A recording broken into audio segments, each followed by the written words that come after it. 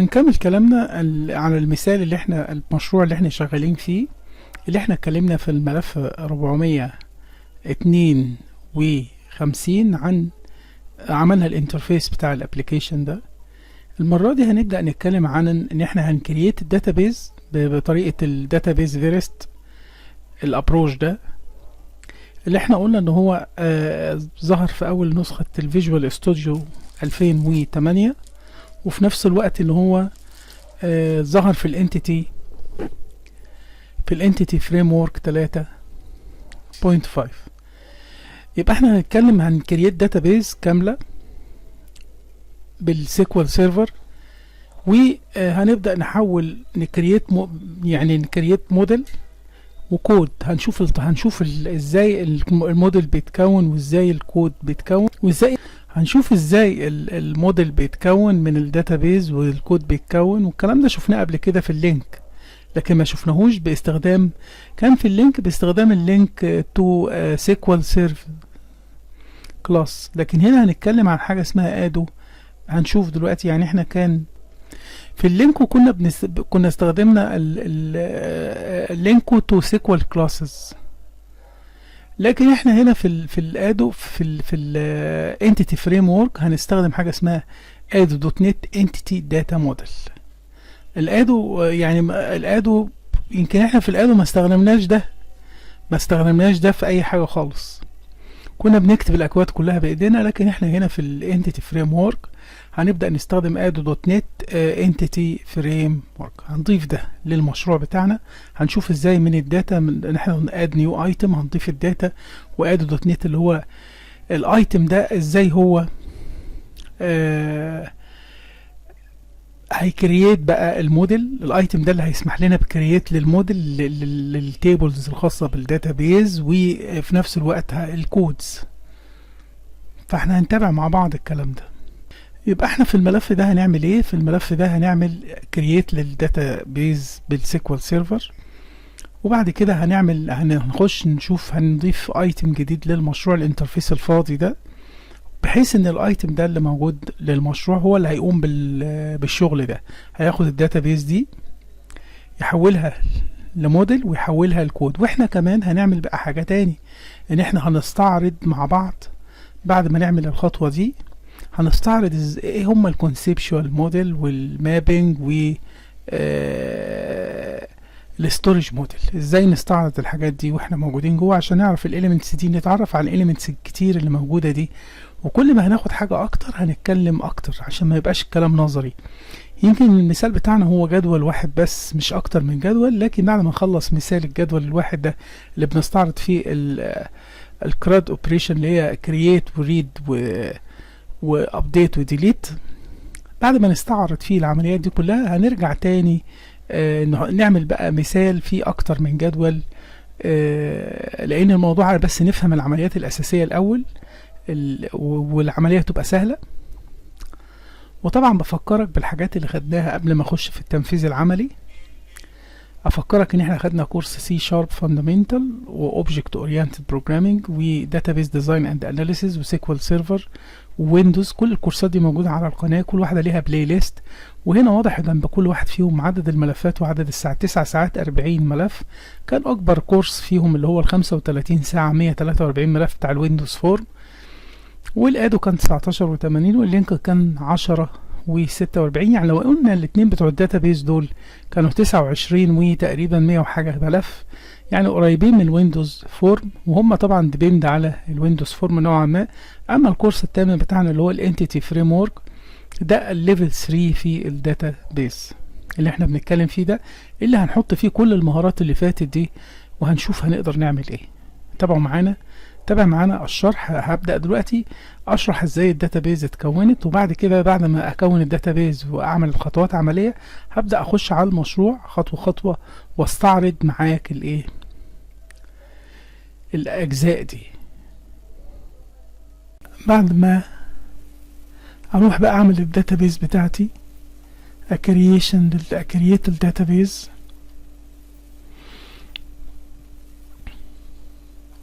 وخطوات مراجعة سريعة على الكرييشن للداتابيز اللي فيها كاستمر اي دي فيرست نيم لاست نيم سيتي في الاس كيو ال سيرفر. الادرس دي اول حاجة من نيو داتابيز هقف على اشغل ال SQL سيرفر كونكت. في الداتابيز اقف هنا اقول له نيو داتابيز، وابدا اكتب اسم الداتابيز بتاعتي هنا اهو، وابدا اكتب اسم الداتابيز واقول له اد كانسل. نفس الكلام ده هو اللي موجود عندي هنا، اضيف اسم الداتابيز، فضفت اسم الداتابيز دي. بدات اضيف الفيلدز، فيلد كده، اكتب الفيلد واختار الحاجه بتاعته. انا هعمل معاك مثال، سمي داتابيز اي حاجه، هلاقي الداتابيز اللي انا انشأتها دي موجودة، اللي هي TT دي. الاقي جواها tables، new tables. ابدأ احط الفيلد الاولاني واختار الداتا تايب بتاعته integer. طبعا مش هي دي اللي انا هستخدمها الداتابيز دي، لكن انا بوريك الخطوات. يعني مفترض ان انت عارف داتا، مش معقول مش هتخش في مثال تعمل مثال زي ده وانت مش عارف يعني ايه داتابيز. يبقى لا طبعا ده هيبقى البرايمري كي، بس دي مراجعة يعني ليك. وده هنا هو ده اما اقف على الكي ده اختار هو اللي هو هيتعمل له انكريمنت، وهكذا. بكده بقى عندي التيبلز بتاعتي. هقفل الداتابيز دي واسجل التيبلز ده. هكمل طبعا الفيلدز اللي هي ظاهرة في الملف بتاعنا.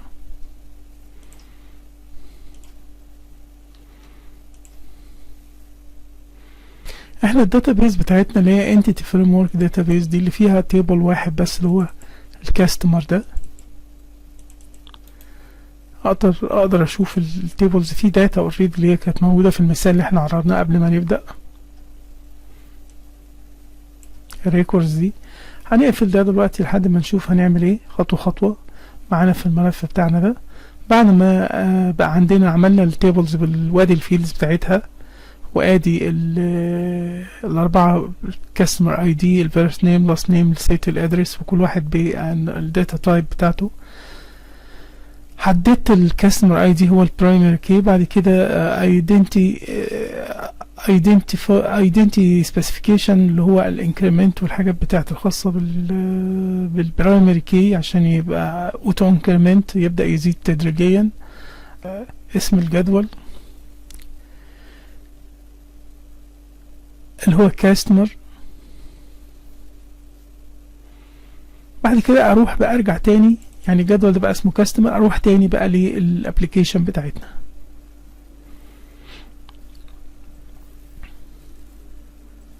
وابدا اعمل مجموعة من الخطوات اللي احنا هنشوفها مع بعض اللي هي مرسومة هنا، هنمشي معاها خطوة خطوة عشان انت برضك ايه. اروح على البروجكت بتاعي واقف على السوليوشن على الداتا واقول له اد نيو ايتم، واختار داتا، ادو داتا انتري، واسمي. انا طبعا عشان المسميات دي الكود اللي انا عامله مرتبط بالتسميات دي عشان ما اقعدش اكتب كود بايديا قدامكم. فانا عامل الداتا ادو دوت نت، اخترت كده الداتا دي بي موديلز، يعني حتى الدي بي موديلز دي انا كاتبها هنا. واقول له اد، اختار entity framework designer from database لان انا عندي database اوريدي، فانا هختار منها next. بعد كده اقول new connection. طبعا اقول له السيرفر نيم بتاعي هو الجهاز اللي انا شغال عليه ده. اختار الداتابيز entity، اقول له test connection اوكي، اقول اوكي. اصبر حبة لحد ما هو يبدأ يظبط هنا database entities. هسمي السيف كونكشن سيتنج تو ابلكيشن. الفايل اللي موجود عندي اللي هو app config ده هيتسجل فيه، انا مسجل فيه باسم database كده، وده واضح في ملف الوورد اهو.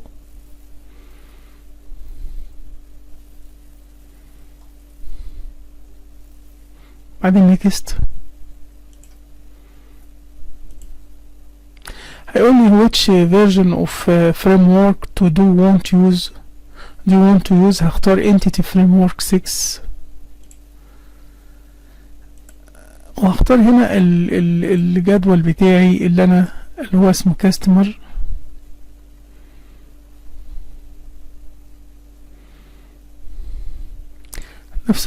نفس الكلام، الخطوات دي كلها مشروع هنعملها باختصار شديد. all finished. خلاص هو كده كون الموديل زي ما انت شايف كده.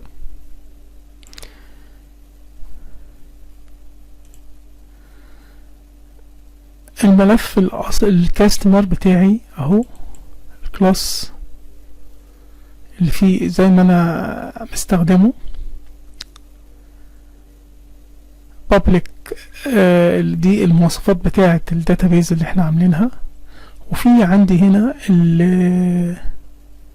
الموديل داتابيز كونتكست.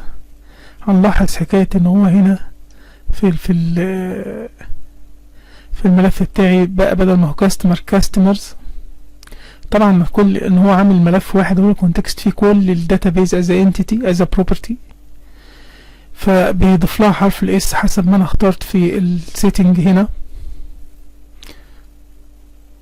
ان هو بيزود حرف الاس لكل انتيتي ما يجي يعمل الملف المجمع اللي هو الكونتكست اللي فيه كل الداتابيز بتاعتي بكده. وعندي هنا طبعا الفورم بتاعتي فايل اولاني اللي هبدأ اشتغل فيه، وفي الديزاين الشاشة بتاعتي اللي انا اعملها، وده يعتبر الكاستمر، ودي الموديل بتاعتي. هقفل دول ملهمش لازمة، هو عشان ما نعملش تشتت. طبعا المفروض الحاجات دي الناس عارفاها يعني. انا عندي ده وما ادوس عليه يطلع لي هما الاتنين دول، ده الفورم بتاعتي وده الفورم 1 اللي هي السي شارب اللي ورا الفورم دي. وطبعا في ملفات هنا لو دورت هتلاقي ان كل حاجة موجودة على الفورم دي ليها كود، بس مش موضوعنا يعني، كأن الموضوع كله موجود كود، ده مجرد انترفيس بس بيتماشى مع الكود اللي موجود في السوليوشن بتاعنا او البروجكت بتاعنا. يبقى احنا لحد كده قدرنا ان احنا نكرييت الداتابيز، والداتابيز اتحولت لموديل وكود. انا هوقف الملف لحد هنا، والمرة الجاية اول ما هبدأ استعرض التفاصيل بتاعة التفاصيل باكثر وضوحا بتاعة الموديل والكود، بحيث انت يبقى عندك فرصة ان انت تكون عملت الخطوة دي وعملت الداتابيز وعملت كل حاجة بايديك. فهتبقى وانا بستعرض ازاي الداتابيز اتحولت لموديل واتحولت لكود، وده كان جدول واحد، لكن احنا لما نزودهم جدولين هيحصل ايه في الموديل، وايه هي الملفات اللي بتتكون، الكودز اللي بتتكون شكلها ايه، وهستخدمها ازاي في التعامل بالعمليات دي اللي هي دي. ده بقى الجزء التاني. المرة الجاية هبدأ اتكلم عن ان انا هشرح تفاصيل حبة خاصة بالموديل والكود، وفي نفس الوقت هبدأ ابرمج بعض الازرار اللي موجودة على الانترفيس اللي انت شايفه ده، زي كانسل وديليت وكده. بعض الازرار هنبدأ نحط اكواد تحتيها، هنبقى عرفنا الموديل. بس قبل ما اخلص معاك عايز اوريك حاجة بسيطة هنا. احنا ما عملنا الموديل ده بقى عندي ملف اسمه EDMX، ده داتابيز موديل اهو، الدي بي موديل اي امتداده EDMX. لو انا قلت له open with واخترت من هنا text XML text editor، عمل لي حاجة في منتهى جمال ورهاني. لو انا عملت كده قفلت دول، بس مش هتكلم في تفاصيلهم المره دي، ان انا عندي ده بيوريني الموديل ده، الستورج موديل، وده الكونسبشوال موديل، وده المابنج. بيشرح لي ايه القصه. طبعا ده جدول واحد، جدول واحد عباره عن، وده يرجعنا تاني للداتابيز الانتيتي فريم ورك موديل اللي انا كنت شرحته في المحاضره الاولى في الكورس يعني. فخلاص بقى هم باينين هنا الستورج موديل والكونسبشوال موديل والمابنج، وهنفهم ايه كل حاجة بالتفصيل المرة الجاية في التلاتة دول. هنعمل نفس الكلام ده، وهنبدأ نخش نشوف ايه تفاصيل ايه اللي مكتوب جوه كل واحد. لكن هو باختصار شديد في الاستورج موديل هو بيوريني ان ادي الداتا الانواع الداتا تايبز الموجودة بالسايز بتاعها في الداتابيز نفسها. دي اسم الانتيتي دي ايه، مش انا ما بتكلمش في تفاصيل دلوقتي وما تهمناش، لكن هي يهمني دلوقتي نفهم يعني ازاي بيحصل الستورج موديل. بتديني اسماء الداتابيز. الستورج موديل، كونسبشوال، المابنج بقى. وكل ما هنخش حبة في الكورس قدام هنقدر نعرف علاقة الملفات دي ايه بالشغل بتاعنا لما هنيجي نشتغل عملي. فالرؤية هتوضح، لكن احنا الرؤية توضح سنة سنة، وفي الاخر خالص نعمل فلاش باك ونقول احنا فهمنا ايه. لو عندك اي سؤال اكتبه تحت الفيديو. اشكركم، سلام.